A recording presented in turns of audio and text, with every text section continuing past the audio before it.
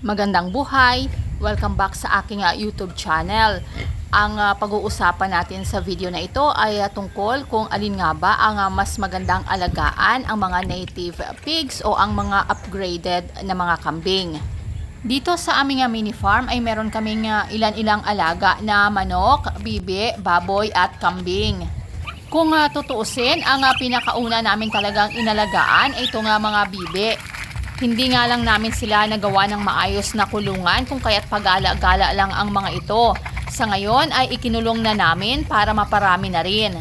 Sumunod naming inalagaan itong mga kambing.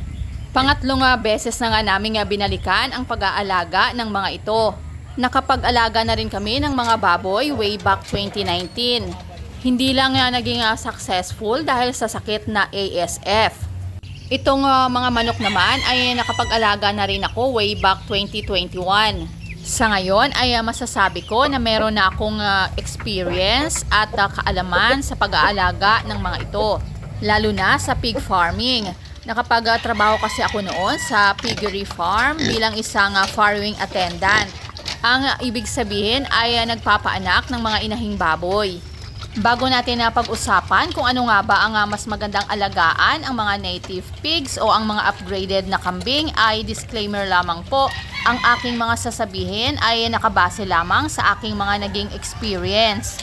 Ang una nating pag-uusapan ay itong mga kambing. At syempre, ang unang-una nating kinukonsider sa pagsisimula ng kahit anumang business ay ang kapital.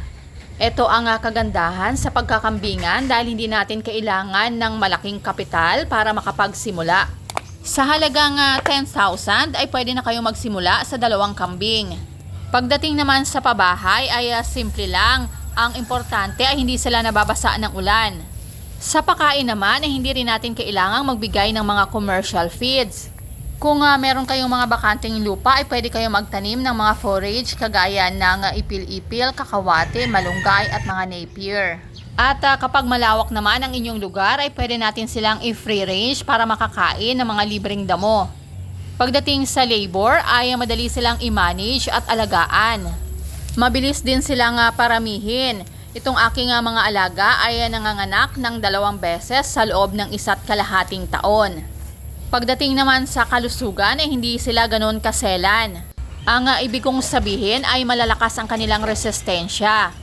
Bukod sa pagtuturok ng B-complex, pagpuprovide ng salt lick at molasses, ganoon din ang pagpupurga ay wala na akong ibinibigay na iba pang gamutan sa kanila. Isunod naman natin pag-usapan itong mga native pigs. Kumpara sa mga kambing ay mas malaking kapital ang ating kakailanganin dito. Pagdating pa lang sa kanilang pagkain ay kailanganin na nating mag-provide ng mga commercial feeds na medyo may kamahalan sa ngayon. Kaya naman dito sa aming mga native pigs ay nagbibigay talaga ako sa kanila ng mga alternatibong pakain. Malaking tulong din ang pagtatanim na pwede nating ihalo sa commercial feeds. Pagdating naman sa pabahay ay kailangan meron silang maayos na kulungan. Importante din na magpagawa tayo ng puso negro para hindi mangamoy ang ating babuyan. Isa pa ay high risk ding alagaan ang mga baboy kahit ba sabihin nating mga native pigs dahil nga sa banta pa rin ng ASF. Pagdating naman sa labor ay kailangang mas intensive ang pangangalaga. Sa pakain pa lang ay 3 beses ako nagbibigay ng pagkain sa kanila araw-araw. Kailangan ding panatilihin na malinis ang kanilang kulungan, ganun din ang kanilang paligid para makaiwas sa kung anumang sakit kagaya ng ASF. Pagdating naman sa pagpaparami, ang mga baboy ay mas mabilis dumami kaysa sa mga kambing. Kung ang mga kambing ay nanganganak ng 2 beses sa loob ng 1.5 taon, ang mga baboy naman ay maaaring manganak ng 3 beses. Mas madami din ang inaanak ng mga baboy.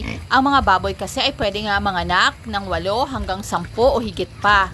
Samantalang ang mga kambing ay kadalasan 1, 2 at bihirang-bihira na magkaroon ng triplets. Sa kabuuan ay nakadepende pa rin sa inyo kung ano ang inyong gustong alagaan.